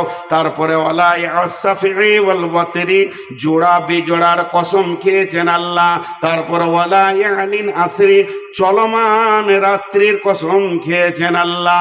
4টা কসমের পর ওই কথাটা আবার বলছেন, হাল ফি দালিকা কাসামুল লিদি হিজরি, আমার এই কসম গলা কি শিক্ষিত ব্যক্তির জন্য নয়। কোরআনের বাংলা তর্জমা খুলে দেখে নেবেন, হিজরি মানে হচ্ছে উচ্চ পর্যায়ে জ্ঞানীমানকে আমি কসম দিচ্ছি। তফসির খুলবেন, নিরেট মূর্খ গাধাদেরকে আমি কসম দিইনি, সবাইকে দিচ্ছি। এবার এখানে যতগুলা বসে আছে সব কি পাগল? না। হিজ এর তফসির আমি 2টা করে দিচ্ছি, আপনাদেরকে ছোট করে বুঝিয়ে দিচ্ছি। এখানে যতগুলো লোক বসে আছে সবগুলো শিক্ষিত, কেউ মূর্খ নাই। শরীয়তের দৃষ্টিতে MA pass, BA pass, graduation, doctor, master শিক্ষিত নয়। শরীয়তের দৃষ্টিতে যে আল্লাহকে আল্লাহ বলেছে, রসুলকে রসুল বলেছে, দিন ইসলাম গ্রহণ করেছে, ওই শিক্ষিত। তাছাড়া আবু জাহেলকে জাহেল বলা হলো কেন? ওকে আবু জাহেল এই জন্য বলা হলো যে ও জ্ঞানী ছিল, ওকে কাফেররা নাম দিয়েছিল আবুল হেকাম, কূটনীতিবিদের বাপ। এত বড় নাম দিয়েছিল কাফেররা আবুল হেকাম, ডাকতো আবুল হেকাম, কূটনীতিবিদের বাপ। ওর ব্রেন খালি কূটনীতি করতো, তো ওই বলে ওকে ডাকছিল। একজন গিয়ে রসুলকে বলল, ইয়া রাসূলুল্লাহ, শুনেছেন আবুল, ওরা কি নাম ছিল, আব্দুর রহমান কি, যাই হোক, ওর আজকে টাইটেল বেড়ে গেছে, কি আমর বিন হিসাম, ওর টাইটেল বেড়ে গেছে। কি টাইটেল বেড়েছে? ওকে সবাই কাফেররা বলছে আবুল হেকাম, কূটনীতিবিদের বাপ। রসুল হালকা করে বলল, ও আবুল হেকাম লয়, আবু জাহেল, মূর্খর বাপ। তো হয়ে গেল আজও আবু জাহেল। এখানে যতগুলি লোক বসে আছেন সবগুলো কোরআন হাদিসের মতে শিক্ষিত। যদি অশিক্ষিত হতো, আল্লাহ নাই এই কথা বলতো, সে অশিক্ষিত কোরআন হাদিসের চোখে। আর যে আল্লাহ আছে বিশ্বাস করে, রসুলকে বিশ্বাস করে, আর দিনকে বিশ্বাস করে, ওকে মূর্খ বলা যাবে না। তাহলে আমরা শিক্ষিত। যে আমাদের উপর আল্লাহ চাপ সৃষ্টি করছে, আমার কসমগুলো কি তোদের কাজে লাগছে না? এটা আফসোস করে বলছে, আমি এত কসম দিচ্ছি, এগুলো কি ফালতু? কি হয়েছে তোদের? সে এখানে হিজরের আরেকটা তর্জমা আছে, ওইটা শুনলে আসলটা বুঝে নেবেন। হিজর, আপনাদেরকে জিজ্ঞেস করছি, যত ছেলে বাইক টাইক চালান বা গাড়ি যারা চালাতে পারেন, মুরব্বীরা বলতে পারবে না, সব থেকে হার্ড ব্রেক কি? দপ করে দাঁড়িয়ে যাবে কোন ব্রেক? Disc brake. কেউ হাওয়া ব্রেক, অয়েল ব্রেক আছে, সব থেকে হার্ড ব্রেক হলো ডিস্ক ব্রেক। কথাটা বোঝাতে পারলাম? হিজড়ে মানে হচ্ছে ব্রেক, বিবেকের ব্রেক। এবারে আমি কথাটা যখন বলবো আপনাদের বুঝে আসবে। গাড়ি, motorcycle, taxi, Maruti, train, rail, plane, যত গাড়ির ব্রেক আছে সব ব্রেকগুলোকে এক জায়গায় জমা করেন। আসল ব্রেক হলো বিবেক। কথা বলেছি না ঠিক? হ্যাঁ না বলেন? কোরআন বলছে আসল ব্রেক হলো বিবেক। একটা লোকের চোখে ঘুম আছে, একটা লোক মদ খেয়েছে, বিবেকটা শেষ করে দিয়েছে, ওর হাতে হ্যান্ডেল দিয়েন না। ও রোডে থাকবে না, মার্কেটে ঢুকিয়ে দেবে। কথাটা ঠিক বলছি কিনা? তাহলে আল্লাহ এত যুক্তি সম্পূর্ণ কথা কেন বলছেন? বিসমিল্লাহির রহমানির রহিম। হাল ফি যালিকা কাসামুল লিযি হিজর। হে বিবেকবানের দল, তোমরা তোমাদের দেহ নামে গাড়িটার ব্রেক কেন পা দিছ না? তোমার ব্রেক কি ঘুমিয়ে গেছে? তোমার বিবেক কি অচেতন হয়ে গেছে? তুমি কি ঘুমিয়ে গাড়ি চালাও? এখনো মারমার মারমার করে একটা ট্রাক যাবে রোডের ওপরে, তা না যে একবারে সবজি মার্কেটে সকালে ঢুকিয়ে দিয়েছে, 200-500 জনকে তুমি মেরে দিলে, তোমার বিবেকের চেতনা এখনো খুলবে না, তোমার ঘুম কি এখনো ভাঙবে না? এর মানে হচ্ছে আল্লাহ বলছে তোর কাছে রয়েছে মসজিদ, তোর কাছে রয়েছে মাদ্রাসা, ভালো ভালো রাস্তা রয়েছে, কোরআনের দেওয়া সুন্দর রাস্তা রয়েছে, এখনো কি তুই রাস্তায় চলতে মন যায় না? এখনো কি সুদ, জুয়া, বাটপারি, মদ, গাঁজা, দাড়ি, গুল, গোরাকুর, জর্দা, হারামের ময়দানে তুই গাড়ি চালাচ্ছিস? কেমন করে তুই পবিত্র থাকবি বল? তোর বিবেকের চেতনাটা কখন খুলবে? কখন তুই ব্রেক করবি? আর ওই হারাম নামে মার্কেট থেকে নিজেকে বের করে কখন তুই হালালের জায়গায় নিয়ে যাবি? কথাটা বুঝতে পেরেছেন আমি কি বললাম? আর একবার হ্যাঁ না বলেন, বুঝতে পেরেছেন? আল্লাহ বলছে তোর ব্রেকটা কি এখনো সোজা হবে না? হালকা করে আমি বলছি কি আল্লাহকে, আমি নিজেকে সামনে রেখেই বলছি, বুঝতে পারছি না। এদিকে তাকান মা বোন, আমি আল্লাহকে বলছি আমার বুদ্ধি কম, বুঝি না, মানে খ্যাপা সাজছি আর কি। বুঝেছো তো? এই আজকের মহফিলে, আমি বাইরের কথা বলবো না, যত কটা লোক বসে আছেন আজকের মহফিলে, এই 31 তারিখের ডিসেম্বরে 25 সালের এই বাসকুরির মহফিলে কোন লোকটাকে খ্যাপা মনে হয়েছে বলেন? একটা লোককে তুলেন। কোন লোকটাকে আপনাদেরকে পাগল মনে হচ্ছে? একটাকে তুলেন। ওর হাতে 200 টাকা দিব, দিয়ে বলবো 1 কেজি আপেল কিনে নিয়ে এসো। ও যখন আপেলের দোকানে গিয়ে বলবে আপেলের দাম কত জি, যেটাকে আপনারা খ্যাপা মনে করছেন ওর কথা বলছি, দোকানদার বলবে 80 টাকা কেজি। বলে 2 কেজি নেবো, আর কম হবে না? আচ্ছা যাও তুমি 70 করে দেবে, 140 দেবে, 30 লাও। একটা দাম হলো। আপেলওয়ালা দাঁড়িতে যখন আপেল চাপাচ্ছে, তা একটা আপেল পচা লয়, ও আস্তে আস্তে পেটিতে ধাক্কা লেগে একটু কালো হয়ে আছে, ওইটাকে চাপিয়েছে। ও কি বলবে? নামা, বলবে কি না? আল্লাহ বলছে এটা তোর বুঝে এলো যে এটা খারাপ, আর গাঁজা খারাপ এটা বুঝে আসছে না? আমাকে পাগলা বানাচ্ছিস? তুই যখন মার্কেটে মাল কিনতে যাস তখন খারাপ ভালোটা এটা পচা, এটা দাগ, তোমাকে টাকা দিব, দাগ মাল কেনে নিব। এদিকে তোমার হোঁশ আছে, আর আজান হলে মসজিদে যেতে হবে, তখন তুমি খ্যাপা বানছো। এর জন্য আল্লাহ বলছেন قد أفلح من تزكى وذكر وقد أفلح من زكاها وقد خاب من دساها। যে পৃথিবীতে পবিত্র থাকবে, হারাম থেকে নিয়ে নিজেকে বাঁচাবে, বিবেক নামে একটা ব্রেক আছে, ওই ব্রেকটাকে সে করবে, হারামের দিকে আগাবে না, আর ব্রেককে ঢিল করবে না, ওই লোকটা কিয়ামতের দিন বেঁচে যাবে।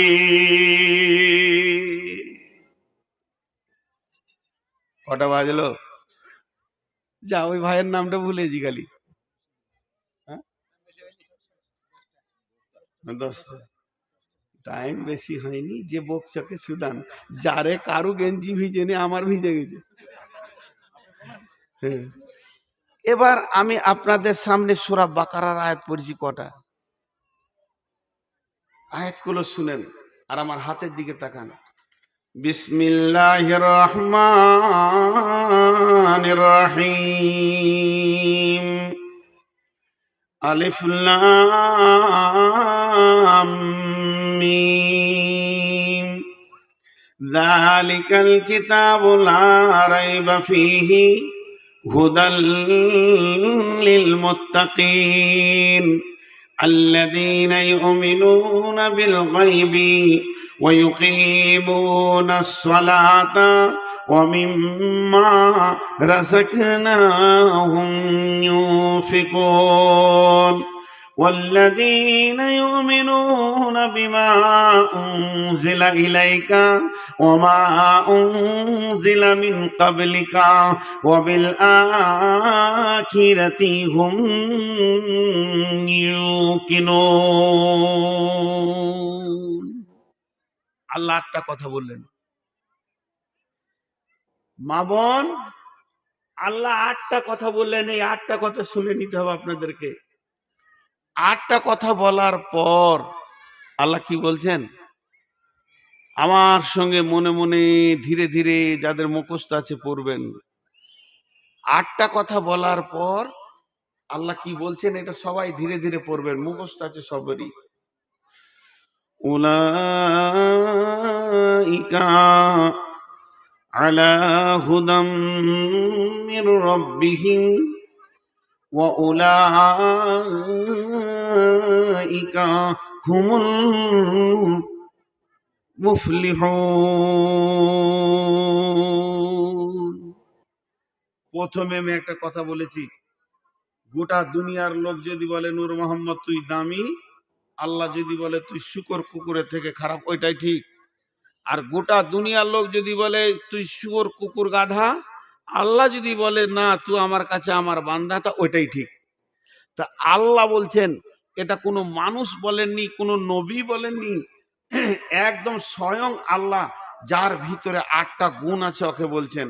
উলাইকা আলা হুদাম মির রাব্বিহিম ওয়া উলাইকা হুমুল মুফলিহুন।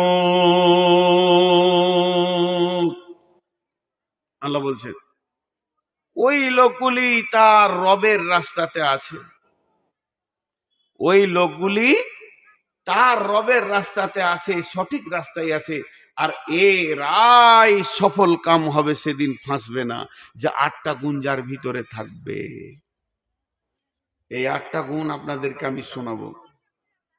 ওই যে ওই ভাইয়ের নামটা ভুলে গেছি, বলেন গো, হারুন রশিদ। হারুন রশিদ ভাই কই কই যায়? হ্যাঁ দেখো, বাদশাহ হারুন রশিদ। তো বাদশাহ মানুষ হলে যা হয়। এখানে আছেন আপনারা, কিন্তু একজনও উঠবেন না, উঠবেন এই আটটা শুনবেন না। দেখেন আজকে আমার কষ্ট হচ্ছে বায়ান করতে, তাও করছি। কেন? বহুদিন পরে এই এলাকায় এসেছি, অনেক মানুষ আমাকে ভালোবাসে, অনেক মানুষ আমাকে দোয়া দেয়। আজকে যে আপনারা বসে আছেন, এই শীতে এসেছেন, এই অধম গাধাটাকে ভালোবেসে এসেছেন এবং আল্লাহকে তো অবশ্যই ভালোবাসেন। তো আমি আপনাদেরকে একটা খালি আবদার করব, একটা ছোট আবদার। হ্যাঁ বসেন, হ্যাঁ বসেন বসেন, আমার পাশে বসেন। আপনি না থাকলে ভয় লাগছে, বডিগার্ড না থাকলে হবে? যে জঙ্গলে এসেছি। আপনাদের কি বায়ান শুনে মনে হচ্ছে যে আমি ভয়ে ভয়ে কথা বলছি? আমার বাড়ি ভারতবর্ষ, এটা বাংলাদেশ লাই, আমারও ব্যালট আছে। ভারতের মাটিতে আমারও ব্যালট আছে, এমনি করে ঢুকবো ব্যালটে। কাকে ভয় করব? বয়স এখন 55 দিকে ঢুকে গেছে, আর ছোট ছেলে নেই যে কাউকে ভয় করব। মারবে তো মেরেই দিবে। আমি যে কথাটা বলছি, এতক্ষণ যতগুলো কথা বললাম, আপনাদের কোনো বুঝতে অসুবিধা হয়েছে? আমি কাউকে টার্গেট করে বক্তব্য রাখিনি, কোরআন হাতে করে বলেছি। কিন্তু তারপরেও যদি কোনো মানুষ ওটা বিশ্বাস না করে কমেন্ট করে, তা আল্লাহর কাছে আমার বদদুয়া থাকবে, যেহেতু রাসূলুল্লাহ সাল্লাম 29 দিন বদদুয়া করেছেন। তো আমি এখন যে কথাটা বলছি, এই সেকেন্ডে এই কথাটা শুনেন। আমি কি বললাম? সূরা বাকারার প্রথম রুকুতে আল্লাহ বলছেন যার ভিতরে কটা গুণ থাকবে? 8টা। এই 8টা শব্দটা সবারই পুরুষের মুখ থেকে শুনতে চাইছি। যার ভিতরে কটা গুণ থাকবে? 8টা। ওই লোকই কিয়ামতের মাঠে সফল কাম হয়ে যাবে। বলেন সুবহানাল্লাহ। আর একটু জোরে বলেন সুবহানাল্লাহ। এখন ধরেন আমি তো মানুষ, আমি মানুষের অন্য কিছু।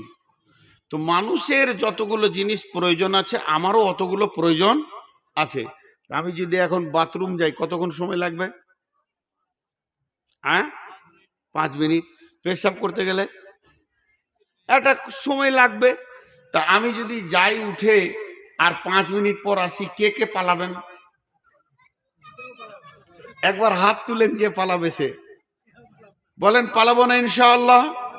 জোরে বলেন ইনশাআল্লাহ। তাহলে আমি বাথরুম যাচ্ছি না, একটা কাজ 5 মিনিটে সারবো আপনাদের কাছে বসে। সেটা হচ্ছে ঘড়ি দেখে নেন, আমি 5 মিনিট টাইম নিচ্ছি। 5 থেকে 6 হবে, 7 হবে না। এই 7 মিনিট পর ওই 8টা এক এক করে গুনিয়ে দেব। মধ্যেখানে একটা বিরতি নিলাম, সেই বিরতিটা 7 মিনিটের আপনারা আমাকে দেন। 5 মিনিট 6 মিনিটের, আমি 1 মিনিট আগে পারবো না। এই 6 মিনিট কেউ আল্লাহর গোলাম আছেন মাদ্রাসার জন্য 10,000 20,000 5,000 দেনেওয়ালা? কিন্তু আমি ওয়াদা করেছি 6 মিনিট পরে 8টা আবার গোনাবো। যদি চলে যান তাহলে আপনি ওয়াদা ফেল করবেন।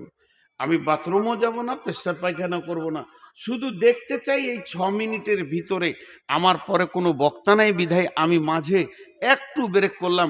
কোনো আল্লাহর গোলাম আছেন যে একবার আল্লাহর হস্তে, কিন্তু উঠবেন না ভাই, আপনি টাকা দেবেন না তাও ভালো, কিন্তু উঠবেন না। কোনো আল্লাহর গোলাম আছেন এটা 5,000 10,000 20,000 50,000 ঊর্ধ্বে যত পারবেন, নিচে 1,000 বলেছি। আমার মা, আমার খালা, আমার বেটি কেউ আছে যে দিতে পারবে 1,000 2,000 5,000? দেন আল্লাহর রাস্তে। দেখেন আমি ঘড়ি দেখে নিয়েছি, 1 মিনিট চলে গেছে, আর 5 মিনিট আছে। 6 মিনিট বলেছি, 1 মিনিট চলে গেছে। কেউ আছেন? নামটা লেখাবেন। জি লিখেন তাড়াতাড়ি, আবার ওরা লেট করছেন কেন? বলেন, একটা বলেন। আপনি বলে দিলেই হতো, উঠে আসতে হতো না, আপনি বলে দিন। হ্যাঁ, আইনুল বাড়ি। কত? 12,000। সুবহানাল্লাহ। আমি চাইছি 5,000 দিতে 12,000, আমি লজ্জায় পড়ে গেলাম। আচ্ছা দোয়া করব, আল্লাহ আপনার নাম কত সুন্দর, আইনুল বাড়ি, আল্লাহর চোখ, অবশ্যই দেবেন। মা বোনদের মধ্যে কেউ নাই যে 1,000 2,000 দেবেন? আল্লাহর গোলাম আর কেউ আছেন? জি আপনি বলে দিলেই হবে, যে যিনি দেবেন আসতে হবে না, খালি বলে দেন। জি আর কেউ আছেন আল্লাহর গোলাম?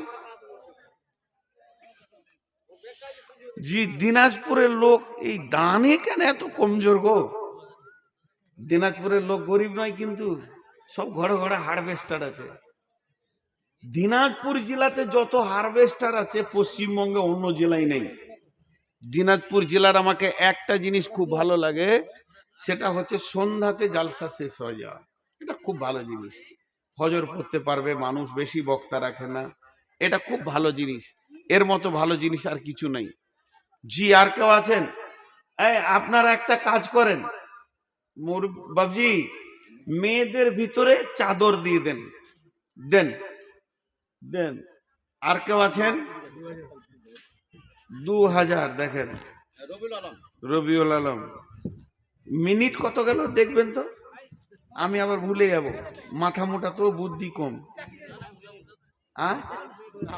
2 মিনিট 3 মিনিট, তাহলে আর কম মিনিট আছে? 3 মিনিট আমাকে বলে দেবেন, আপনি দায়িত্ব দিলাম। মানে টাকার লোভে হুঁশ চলে যাবে, লুভি মানুষ তো। জি বলেন, আর কেউ আছেন? দেন দেন দেন, মাশাআল্লাহ দেন, মাশাআল্লাহ। বাপের নামে ছেলে কি সুন্দর গো, আব্বার নামে দান করছে, এইগুলোই তো আসল দান। 1,000 টাকা। জি ও নাম বলতে হবে না, ঠিক? 21 ওখানে আছে আর কি, সব টাকা অন্য জায়গায় সরিয়ে দিয়েছে, চালাক খুব। 2100 রইসুল আলম, মাশাআল্লাহ। দেন ভাই, আল্লাহর গোলাম দেন। আমাকে টাইম বলে দেবেন, কিন্তু দায়িত্ব আপনার। হ্যাঁ, 1000 টাকা হলো রোশনি আরা বিবি 1000 টাকা। 1000 টাকা হলো রুহুল আমিন। ওরে সুবহানাল্লাহ, ডান হাতে নিতে পারছি না। দেন 500 টাকা হলো পাপ্পু। এত মনে রেখেছেন কি করে? পাপ্পু বাপ্পু দেন, সব চলে যান। হ্যাঁ দেন 5000 টাকা আব্দুল বাকি 5000 টাকা। মাশাআল্লাহ, সময় হয়েছে। আচ্ছা, আর 2-1 মিনিট আছে হয়তো। ভাই যারা দাঁড়িয়ে আছেন 20,000 করে নাকি গো? আমার নামে হারুন রশিদ। হারুন আল রশিদ। খাস করে মা নাই বাবাও না। আহা, কপাল কত ভালো, মা নাই বাবু নেই, আমার মতো কপাল। হারুন আল রশিদ 5000 আছে নাকি? মাশাআল্লাহ। আর কেউ আছেন গো যারা দাঁড়িয়ে আছে 20,000 করে নাকি? মাশাআল্লাহ। আমাদের গ্রামে এক মহিলা 1000 টাকা দিয়েছে। এক মহিলা 1000 টাকা দান করেছেন। আচ্ছা, দুর্গম গিরিকান্তর মরু দুস্তুর পারাবার, লঙ্ঘিতে হবে রাত্রিরা যাত্রীরা হুঁশিয়ার, ফুলিতেছে দল দুলিছে। মাশাআল্লাহ। বাবুল হোসেন, কত মহব্বত। দাদা দাদির নামে দান, মায়ের নামে দান, আব্বার নামে দান। মুসলিমদের একটা রাস্তা ছাড়া আছে, কবরে চলে গেল মা বাবা। মেয়েদের ভিতরে চাদর ঘুরবে, হ্যাঁ মেয়েদের ভিতরে চাদর ঘুরবে। মহিলাদের চাদর দেন, দেন তাড়াতাড়ি দেন, যা আছে দিয়ে দেন, গুনে নিব, আপনাকে আর গুনতে হয় না। মাশাআল্লাহ। মাত্র 400 আর 100 দিলে 500 হতো। কোন লোক রে ভাই? একটু আগে বলুন তো, আওয়াজটা না শুনতে পাচ্ছি না। না শুনলি ভালো, টাকা দিলেই হবে। শুন, আজকে গলা বসে গেল চিল্লিয়ে গো। আমার সারা বছর গলা বসেনি, আজকে গলা বসিয়ে গেল, বিপদ হয়ে গেল। জি, আর কেউ আছেন? আল্লাহর গোলাম। মাশাআল্লাহ, হয়েছে টাইম। আর কতটা আছে? সাদ্দাম 500 টাকা। আর 1 মিনিট আছে, আমি আমার ওয়াদা ঠিক থাকবো ইনশাআল্লাহ। দেন তাড়াতাড়ি, 1 মিনিটে দিয়ে দেন। মাশাআল্লাহ মাশাআল্লাহ, জাযাকাল্লাহ।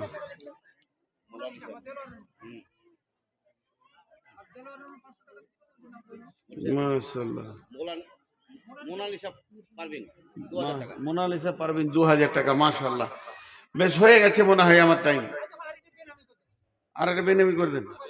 আচ্ছা, এরপরে টাকা আসলে আমাকে দিবেন না, মানা করছি তো, তাও দিছে রে ভাই, কত লোক ভালো রে, টাকাই আদায় করো নাকি। এরপর টাকা আসলে এখানে একজন বসেন, লিখবেন, ওই ধারে লিখবেন, আমাকে দিবেন না, ওয়াদা ঠিক রাখতে হবে, নাহলে মুনাফিক হয়ে যাবে। আই বানসার নুরানি 1000 টাকা। আমাদের আরে যা সভাপতি জাহাঙ্গীর মাদানি হয়েছে 2000 টাকা। বিসমিল্লাহির রহমানির রহিম। আলিফ লাম মিম। যালিকাল কিতাবু লা রাইবা ফীহি হুদাল লিল মুত্তাকিন। আল্লাহ 1 নম্বরে বলছেন, এই কিতাবটার মধ্যে কোনো সন্দেহ নাই। ওরে আমার মা, ওরে আমার বোন, হে আমার ভাই বন্ধু, 1 নম্বরে এই কিতাবটার উপরে কোনো সন্দেহ রাখা যাবে না। নাম্বার 2, হুদাল লিল মুত্তাকিন, আল্লাহ ভীরু হতে হবে, তবেই তুমি হেদায়েত পাবে। তাহলে 1 নম্বর হলো এই কিতাবটার মধ্যে কোনো সন্দেহ নাই। কেন? আল্লাহ তাবারাক ওয়া তাআলা বলছেন, ওয়া ইন কুনতুম ফী রাইবিম মিম্মা নাযালনা আলা আবদিনা ফাতু বিসূরাতিম মিন মিসলিহি ওয়াদউ শুহাদাআকুম মিন দুনিল্লাহি ইন কুনতুম সাদিকিন। আল্লাহ তাবারাক ওয়া তাআলা বলছেন, হে ঈমানদারেরা, যদি তোমরা সত্যবাদী হও তাহলে একটা কাজ করো, তোমরা এই কিতাবের মতো একটা সূরা লিখে দেখিয়ে দাও। তুমি তো পারবে না, সারা বিশ্বকে যদি জমা করো তো পারবে না, আল্লাহকে বাদ দিয়ে। ফাইল্লাম তাফআলু ওয়া লাম তাফআলু, তোমাদের দ্বারা সম্ভব হবে না। যদি তোমরা পৃথিবী যদি তোমরা কিয়ামতের মাঠে সফল কাম হতে চাও, তাহলে প্রথম নম্বরে আল্লাহর কিতাবের উপরে কোনো রকম সন্দেহ রাখা যাবে না। আর দ্বিতীয় নম্বরে ওই কিতাব থেকে যদি তুমি ফায়দা নিতে চাও, তুমি মজা নিতে চাও, তাহলে তোমাকে আল্লাহ ভীরু হতে হবে। যদি তোমার ভিতরে আল্লাহর ভয় থাকে, যদি তোমার ভিতরে আল্লাহর ভয় থাকে, তাহলে তুমি হেদায়েতের রাস্তা পেয়ে যাবে। ভাইয়া, আমি তো আমার ওয়াদাতে ঠিক ছিলাম, আমি তো বায়ান শুরু করলাম, আপনারা উঠতে শুরু করলেন, এটা কেমন হলো? এটা তো খারাপ জিনিস হলো। এই আটটা যদি না শুনে যান, টোটাল যা শুনেছেন ওইটার আর স্বাদটা পাবেন না। বিধায় আপনারা বসেন, আমি স্বল্প সময় নিচ্ছি, বেশি সময় লাগবে না, খুব অল্প সময়, আপনি যেটা ভাবছেন তার থেকেও কম সময়ে শেষ হয়ে যাবে। আল্লাহর হস্তে বসেন, উঠিয়েন না, শেষটা নিয়ে যান। যার শেষ ভালো তার সব ভালো। তো আল্লাহ তাবারাক ওয়া তাআলা বলছেন, এক নম্বরে তুমি এই কিতাবটার উপরে কোনো সন্দেহ রাখবে না। দুই নম্বরে তুমি আল্লাহ ভীরু হও। তিন নম্বরে আল্লাযীনা ইউমিনুনা বিল গায়বি, যে গায়েবের উপরে ঈমান রাখবে, এই ঈমানটা তোমাদেরকে রাখতে হবে। আল্লাহকে দেখলাম না, কে আর আপনি পুলসেরা দেখলাম না, ফেরেশতা দেখলাম না, জান্নাত দেখলাম না, জাহান্নাম দেখলাম না, এইগুলোর উপরে দৃঢ় বিশ্বাস রাখতে হবে। আল্লাহ আছি, আল্লাহ আছি, কিয়ামত হবে, ফেরেশতা আছে, জাহান্নাম আছে, জান্নাত আছে, পুলসেরাত আছে, এগুলোর উপরে, যেগুলো দুনিয়াতে চোখে দেখা যাবে না, এগুলোর উপরে তোমাকে বিশ্বাস রাখতে হবে। আল্লাযীনা ইউমিনুনা বিল গায়বি ওয়া ইউকিমুনাস সালাতা ওয়া মিম্মা রাযাকনাহুম ইউনফিকুন, এবং তোমাকে সালাত আদায় করতে হবে আর আল্লাহর রাস্তায় দান করতে হবে।